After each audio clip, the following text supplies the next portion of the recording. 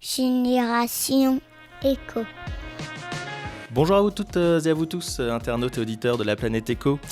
Dans cet épisode, nous allons parler donc biodéchets, valorisation et sensibilisation. Mon invité est Caroline Coussin, donc chef de projet chez Cocyclé, un service de gestion des déchets, à vélo donc triporteur au centre-ville d'Angers et aussi donc de sensibilisation au tri. Caroline, bonjour. Bonjour Yves. Est-ce que vous pouvez donc nous présenter Cocyclé et quelle est la genèse de ce projet ? Bien sûr. Alors Cocyclé, donc c'est un projet qui est né en 2018, début 2018, avec vraiment l'envie d'agir sur les biodéchets, donc c'est-à-dire éviter qu'ils partent à la poubelle et qu'ils soient valorisés en compostage. Donc c'est un ingénieur déchets qui a eu l'idée en fait de monter ce projet sur Angers qui s'appelle Taoufik Limami, donc qui avait une bonne connaissance des déchets et de la matière biodéchets. Et l'idée, c'était de s'appuyer sur les acteurs de l'économie circulaire locale pour à la fois aller les collecter, les valoriser, nettoyer les bacs et surtout s'adresser aux petits producteurs de biodéchets, donc plutôt en hyper-centre-ville et donc plutôt les bars, les restaurants, les hôtels qui ont une production régulière tout au long de la semaine, mais pas de très très gros volume. Voilà un petit peu en fait la genèse et l'idée a commencé comme ça, d'avoir une collecte en fait qui se fasse régulièrement de biodéchets à vélo et ensuite en vue d'être valorisé en compostage. D'accord. Est-ce qu'on peut rappeler ce que c'est qu'un biodéchet quand même ? Oui, bien sûr. Alors un biodéchet, il y a plusieurs définitions. Le biodéchet, ce sont des matières végétales ou animales qui peuvent être valorisées soit en compostage, soit en méthanisation, ce qui est une autre possibilité de valorisation en énergie, donc en méthanisation. C'est pas l'option qu'on a choisie nous. Nous, on est sur du compostage et on collecte de façon régulière, donc nos hôtels, restaurants, tous nos partenaires du centre-ville, on collecte plutôt des biodéchets végétaux, donc épluchures, fruits, légumes, tous les restes de cuisine, marcs de café, marcs de thé. Et lors des événements aussi qu'on anime, on peut collecter des restes d'assiettes. Donc là, ça inclut des sous-produits animaux, des produits cuits. On peut collecter également, par exemple, des os de poulet, s'il y a eu du poulet au menu. Voilà. Et on valorise dans tous les cas en compostage. Même les os finalement, parce que généralement on dit dans le compost, on ne met pas tout ce qui est matière animale. En fait, tout dépend. Quel est l'exutoire, c'est-à-dire où on va valoriser. Nous, au quotidien, tout ce qu'on va collecter chez nos partenaires d'Angers de façon récurrente, on valorise avec notre partenaire du Clos Frémur, qui est un maraîcher bio à la roseraie. Et là, on ne va valoriser que de l'épluchure végétale, marcs de café, marcs de thé. Donc, c'est un compost qui sera réutilisé sur sa ferme. Et ensuite, lorsqu'on fait des événements, qu'on collecte, par exemple, des restes d'assiettes, là, ça va être valorisé également en compostage, mais sur des plateformes de compostage industrielles qui acceptent justement tous les produits alimentaires. Et comme c'est des plateformes qui sont de grand volume et qui montent très haut en température, ça va permettre la dégradation des sous-produits animaux et par exemple des os de poulet. D'accord, ok. C'est hyper intéressant à savoir effectivement qu'on peut aussi des fois donc, mettre des os de poulet. Voilà, alors, peut-être mais pas chez vous quand même. Voilà, exactement. Voilà. Sur des plateformes de compostage industriel et à la maison, on reste sur la règle de biodéchets végétaux. Voilà, toujours avec un équilibre entre les matières humides et les matières sèches. Voilà, bon, toutes les règles, on fera un autre podcast sur les règles du compostage. Effectivement, il y a beaucoup de choses à dire. Du coup, sur les événements, donc vous accompagnez des événements sportifs, culturels. Est-ce que les gens jouent quand même le jeu, viennent ? Complètement. En fait, on se rend compte que la dimension éco-responsable est au cœur en fait de la plupart des projets maintenant. Donc, soit c'est vraiment inclus comme une ligne directrice de l'événement avec les budgets associés, donc vraiment un projet de fond qui va accompagner tout l'événement. Soit il y a une réelle envie et là après il y a plus une rencontre qui est faite avec les porteurs de l'événement et là on se dit oui en effet on peut agir sur tel sujet. Donc la gestion des biodéchets, la sensibilisation aux biodéchets, le tri des matières, le zéro déchet. Enfin voilà, il y a tout un tas de choses qui peuvent être faites sur les événements, mais oui, ça, c'est des sujets qui intéressent. Et là, par exemple, on a collecté les restes d'assiettes justement aux accroche-cœurs de 2019, là, septembre 2019. Septembre, oui. Voilà, et donc du coup, il y avait toute une zone de tri sur toutes les autres matières pour que les matières soient ensuite valorisées et sur le biodéchet aussi cette année. Et on a également fait un événement au Campus D, pareil, rentrée 2019. Et du coup, là, l'idée, c'était de sensibiliser les 900 personnes qui étaient là au niveau du repas. Et on a collecté leur reste d'assiette. Voilà, donc chaque personne venait avec son assiette en fait à la fin du repas, trier les biodéchets qui partaient en compostage industriel, trier son plastique s'il y avait un peu de plastique, trier son gobelet de café en carton. Et nous, on a accompagné et expliqué voilà, qu'est-ce qu'on peut mettre, qu'est-ce qu'on ne peut pas mettre. Le sachet de thé, ce jour-là, c'était un sachet de thé nylon, donc on ne pouvait pas le mettre au compostage, mais on a expliqué aussi que d'autres sachets de thé peuvent être mis au compostage s'ils sont en papier. Enfin, voilà. Donc, on se rend compte en fait que pour qu'une collecte lors d'un événement se passe bien, il faut vraiment qu'il y ait un accompagnement d'une part en signalétique qui soit très bon et en physique aussi pour expliquer les règles en fait de tri et on a souvent des questions qui reviennent. Est-ce qu'on peut mettre les agrumes, les oignons voilà. Donc nous, ça nous permet aussi d'expliquer les règles et de faire tomber aussi des a priori qui persistent. Donc oui, les agrumes, on peut les mettre au compost. Oui, les oignons, on peut les mettre au compost. Effectivement, on peut les mettre au compost. Peut-être juste pas pour les lombricomposteurs éventuellement. Exactement, voilà, tout à fait. Voilà. Faut préciser. Voilà, sauf pour les lombricomposteurs, parce que c'est vraiment ces vermifuges, donc du coup là, c'est pas conseillé. Ouais. Voilà, exactement. Vous avez lancé il y a quelques mois le grand défi du marc de café. Ouais. Alors c'est quelque chose qui a l'air de fonctionner quand on regarde les réseaux sociaux. Alors au moment où on enregistre aujourd'hui, le record est détenu par l'espace de coworking et de bureaux partagés WeForge au centre-ville, 54 kilos. Oui. Alors c'est vrai qu'ils sont nombreux, donc et ils boivent beaucoup de café. Il y a beaucoup de startups. Comment vous est venue cette idée finalement ? Alors en fait, on est prestataire pour l'Agglo, pour Angers-Loire Métropole, pour porter des projets de sensibilisation auprès des pros et du grand public sur la thématique des biodéchets à Angers.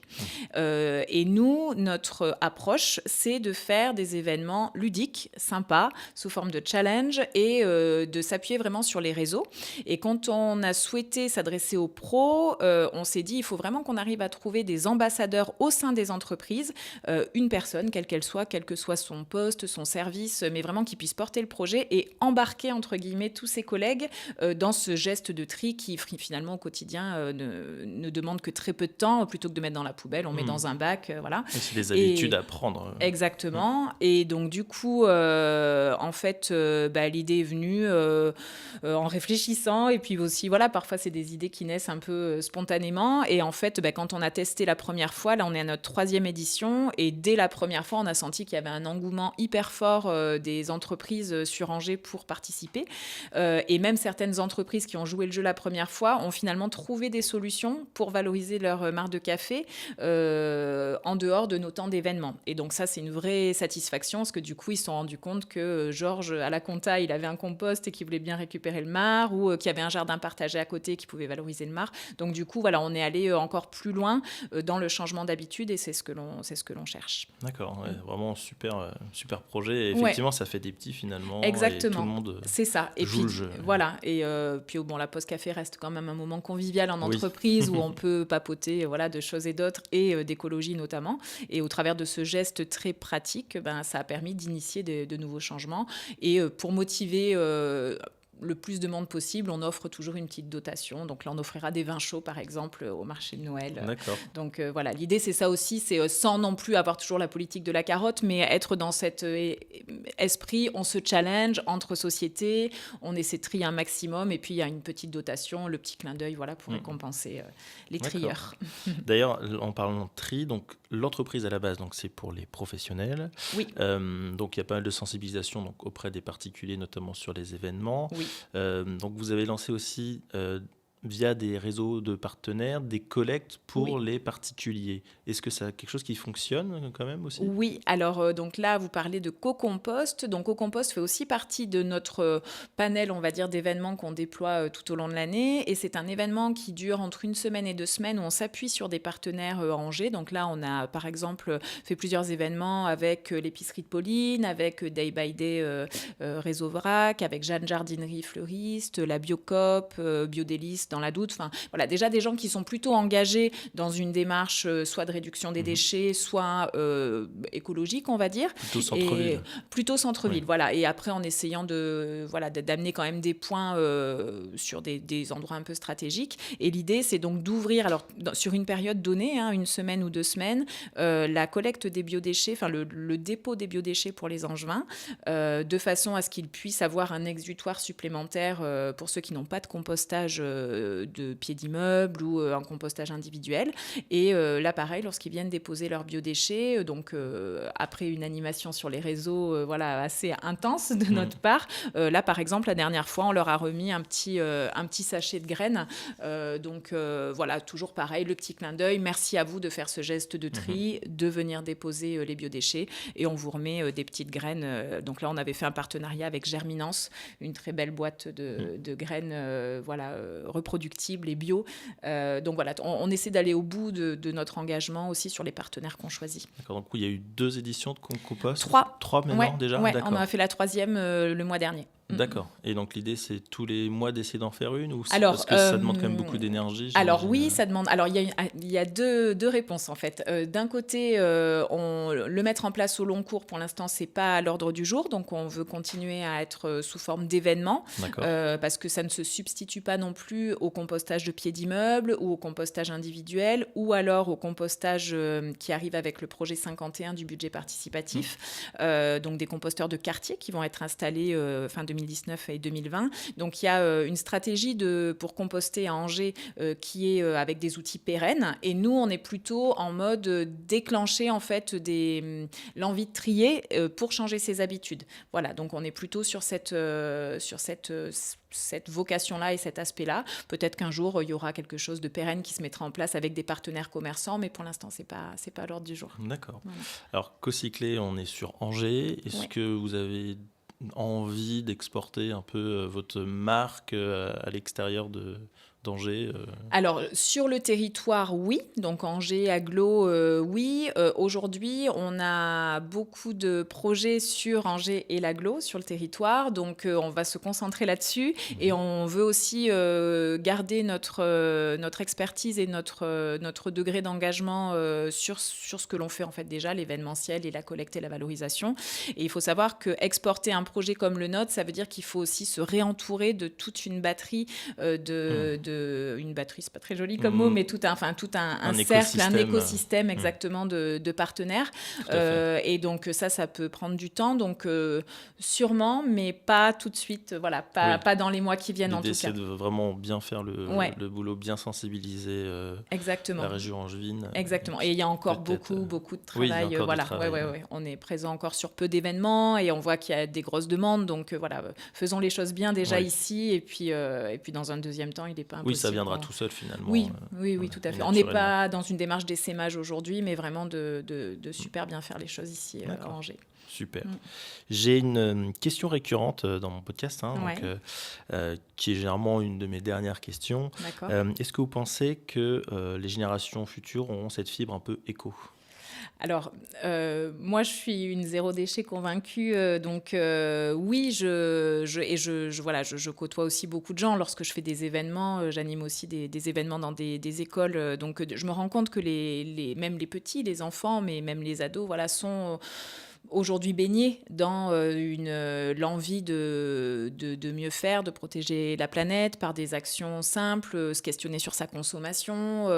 Lors d'une inauguration d'un composteur, on a vu une jeune fille collégienne qui avait envie de s'investir, d'être référente du composteur. Donc oui, je pense qu'il faut être vraiment optimiste. En tout cas, sur les citoyens, je pense qu'il y a un vrai mouvement de fond qui est en train de se mettre en place.